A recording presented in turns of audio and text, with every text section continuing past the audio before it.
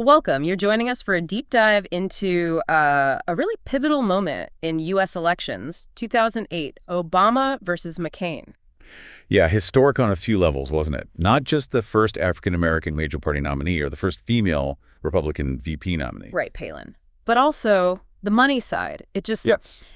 It completely shifted how these campaigns were funded. Exactly. And all this happening with the Iraq War still going on and that financial crisis just starting to bubble up. It was quite the backdrop. So for this deep dive, we really want to focus on the finance angle, the very different roads these two campaigns took financially. That's the plan. Our mission here is to unpack how Obama and McCain funded their campaigns, those choices they made, and, what happened because of them. We've got campaign finance data, news reports, quite a bit to dig into. And the core difference, the real fork in the road, seems to be that one decision. McCain took public financing for the general election. Obama didn't. He opted out. First major party nominee to do that since the system started back in the 70s. Seems simple, but yeah, sounds like it had huge downstorm effects. Okay, let's get into it. How did they actually go about raising the cash for the general election? Well, let's start with Obama. Turning down that, what was it, $84.1 million public grant. That was a massive call. $84 million, just walking away from it. Right. And it's interesting because, he'd actually supported public financing before. Even tried to get McCain to agree they'd both take it. So it wasn't just an ideological thing against public funds. Not necessarily. It seems like it was more strategic. His campaign was just incredibly good at raising private money, especially online, those small dollar donors. They basically calculated they could raise more than the $84.1 million on their own and without the spending limits that came with the public money. Precisely. And their projections, they turned out to be pretty spot on. How good are we talking? What were the numbers like? Just look at June 2008. Obama raised $52 million. That was double what McCain pulled in that same month. $52 million in 1 month. And it didn't stop. September 2008. $151 million. Just staggering. Wow. So for the general election period itself, how much did they estimate he raised privately? It's tricky to isolate perfectly, but the Campaign Finance Institute put the figure for individual donations during the general election at around $337 million. $337 million from individuals. Okay. Where did that come from? Was it all big checks? Not at all. That's what's so interesting. About $114 million of that, maybe 34%, came from small donors. People giving $200 or less in total for the general. A third from small donors. Yeah. Then another $79 million or so, about 23%, from mid-range folks giving between like $201 and $999. Okay. And the biggest chunk, $143 million, roughly 42%, did come from large donors, giving $1,000 or more. But that small donor number, $114 million. That's the kicker, isn't it?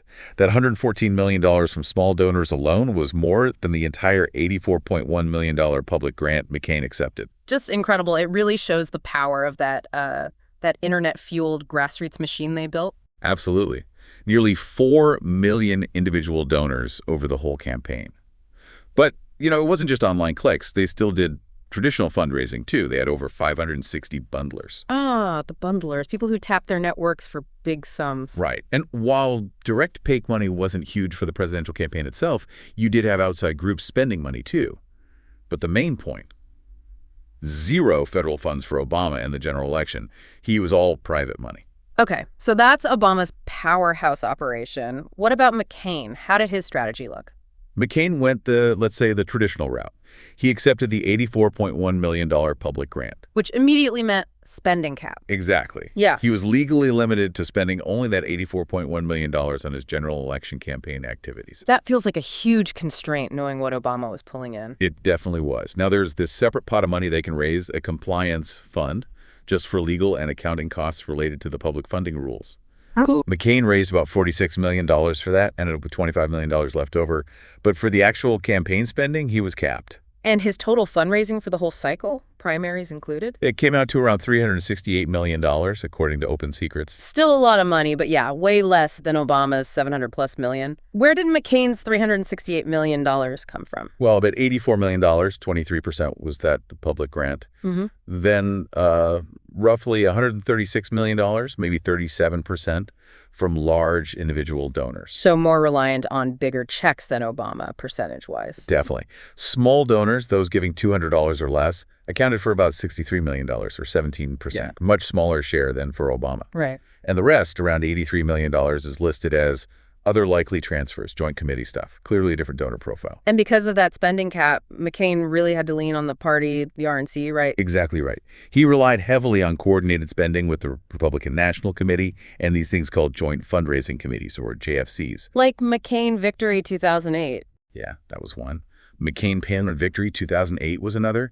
Those JFCs raised big money, maybe $221 million combined, that could be shared between the campaign and the party, up to legal limits. So the RNC was crucial for things like ads, getting out the vote. Hugely important. And interestingly, the RNC actually outraised the DNC, the Democratic National Committee, quite significantly in 2008. We're talking maybe $320, $340 million. Oh, wow. And the RNC spent way more on independent expenditures ads supporting McCain or attacking Obama than the DNC did, like $53 million versus just over $1 million. Okay, so comparing these two approaches for the general election, what's the main takeaway? It's just stark. Obama had direct control over hundreds of millions in private cash. That $337 million from individuals is key. McCain was basically working within the $84 million public grant for his campaign's direct spending. That translates to flexibility, I assume. Massive flexibility for Obama. Media buys, field offices, contesting more states. He could just do more without those strict financial handcuffs McCain had. So even with the RNC helping McCain out, it still seems Obama had a clear, direct financial upper hand. And, you know, this whole situation really threw a spotlight on the problems with the public financing system. how so? Well, that $84 million grant, which sold like a lot maybe back in the 70s, just wasn't keeping pace with what campaigns could now raise privately, especially using the internet. Right. Obama proved you could gain a massive financial edge by opting out. McCain choosing to stay in? Well, it put him at a disadvantage, financially speaking. It created a huge incentive for future candidates to just skip public funding altogether. Exactly. You could see the system starting to perhaps lose its relevance. The old 1970s rules didn't really seem to fit the 21st century fundraising reality anymore. Okay, so we've seen how the money came in. How did that difference actually show up in the spending during the general election? Yeah, that's where the rubber meets the road.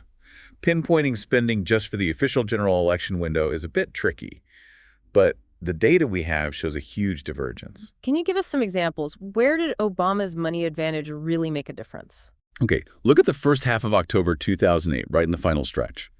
Reports show Obama and the DNC together spent about $132 million. McCain and the RNC, around $60 million. Almost double. Yeah, and if you look from September 1st through late November, some estimates put Obama's spending advantage at 4-1 over McCain. 4-1. Yeah. That's massive. What about TV ads? That's always a big cost. Huge cost. Yeah. Estimates for the whole cycle put Obama's TV ad spending around $280 million versus about $134 million for McCain. More than double there, too. And that gap widened significantly after the primaries. In the 2 months before the election, Obama was outspending McCain on TV ads by maybe 2.5 to 1 in the very last week. Almost 5 to 1. 5-1 in the final week. Yeah. Overall, Obama's campaign reported total media spending over the whole cycle topping $422 million. So it's absolutely clear Obama significantly outspent McCain in the general election. No question about it, unequivocally. And like we said, that flowed directly from opting out of public funds and just crushing it with private fundraising. No spending cap. Yeah. What did that buy him, though? What does that kind of spending advantage actually let a campaign do? It buys presence. Dominance, really. Saturation across TV, radio, online, getting the message everywhere. It lets you respond instantly to attacks. It lets you shape the narrative, especially in those crucial swing states. So McCain, even with RNC help, just couldn't match that intensity. The sheer volume coming directly from the Obama campaign created an asymmetry. They could just communicate more often, more broadly. That spending power let them maximize their ability to connect, to mobilize, to get that message out there. It's a tangible outcome of the fundraising difference. Okay, let's zoom out again. Look at the entire 2008 cycle, primaries plus general. We know it was record-breaking overall. What were the grand totals? Yeah, 2008 blew previous records away. All the major candidates combined spent over $1.6 billion. That's more than double the candidate spending in 2004. $1.6 billion, and Obama's share. His total spending was just unprecedented. OpenSecret has it around $729.5 million. Other analyses go up to maybe $760 million. $760 million. Just think about this. Obama's campaign alone spent more than George W. Bush and John Kerry combined in the 2004 race. That really puts it in perspective. And McCain's total for the cycle? Significantly lower. Open Secrets pegs it around $333.4 million. Other sources are in that ballpark. Still a huge amount of money. More than Kerry spent in '04, but, well, less than half of Obama's total. Less than half.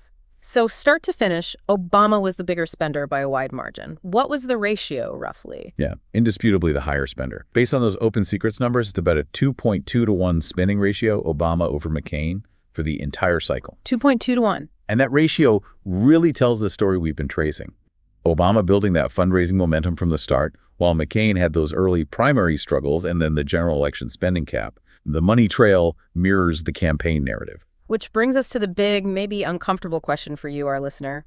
With that kind of spending disparity, did money just buy the 2008 election for Obama? It's the elephant in the room, right?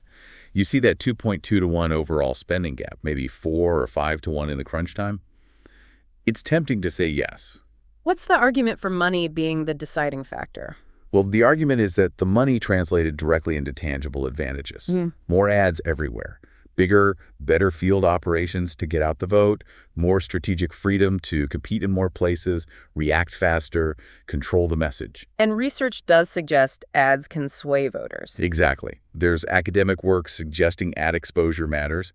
And, generally, the candidate who spends more often wins. So the correlation is definitely there. But it's never just about the money, is it? What else was going on in 2008? Absolutely not. Saying money bought it ignores so much crucial context. I mean, think about the political environment. It was tough for Republicans.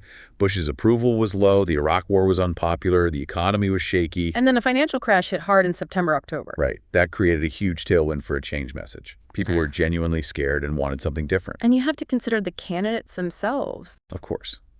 Obama's message of hope and change clearly resonated. His historic candidacy generated enormous enthusiasm, particularly with young voters, minority voters, that energy-fueled volunteers and those small donations. So the fundraising success could be seen as a symptom of his appeal, not just the cause of victory. That's a really important way to look at it, yeah. It's an indicator. And we know spending isn't destiny. Clinton outspent Obama in some primaries and lost. McCain won his primary despite being outspent at times. And how the money is spent matters too, presumably. Efficiency. Right. We haven't dived deep into efficiency today, but Obama's campaign was known for being very data-driven, very sophisticated in how they targeted their spending. It wasn't just throwing money around. Okay, so pulling all this together. Correlation versus causation. What's the final verdict on money's role in '08? I think saying money bought the election is just too simplistic. Was there a clear correlation between Obama's spending advantage and his win? Yes. Was it the sole cause? Almost certainly not. So money was more like fuel for the fire. That's a good way to put it. It was a critical facilitator, an amplifier. Obama had this favorable political wind at his back, and the money allowed him to put up a massive sail to catch it. It let him spread his message everywhere, mobilize supporters, build that amazing organization. Whereas McCain, being financially constrained, he just couldn't counter with the same force. Yeah. Couldn't project his message with the same intensity or reach. So the outcome feel like a mix of things. The candidate, the message, the moment. And yes, that huge historic financial advantage. money was necessary for the scale of the win, maybe, but not sufficient on its own. That feels about right. Yeah. It allowed Obama to maximize his potential in a very favorable situation. If the context or the message hadn't clicked, all the money in the world might not have been enough. So wrapping up this deep dive, 2008 saw record spending, this really key strategic split on public funding, and Obama pioneering this new model of massive individual and online fundraising. Which gave him that significant financial edge, absolutely. But again, operating within that specific political context, it amplified everything else. And the legacy seems pretty clear, especially for public financing. Oh, definitely. Obama's success basically showed future candidates the path. Opt out, raise private money. It really hastened the decline of that public system, and it cemented the internet's role in politics, fundraising, organizing, everything. So a final thought for you, the listener, to chew on. How has this landscape, the one arguably shaped in 2008, continued to evolve with even more private money, super PACs, all of that? Has it fundamentally changed presidential elections and maybe even American democracy itself? Yeah, something definitely worth thinking about. What does this relentless chase for private money mean for who runs, who wins, and who gets heard? Lots to explore there. Indeed. Thanks for joining us for this deep dive.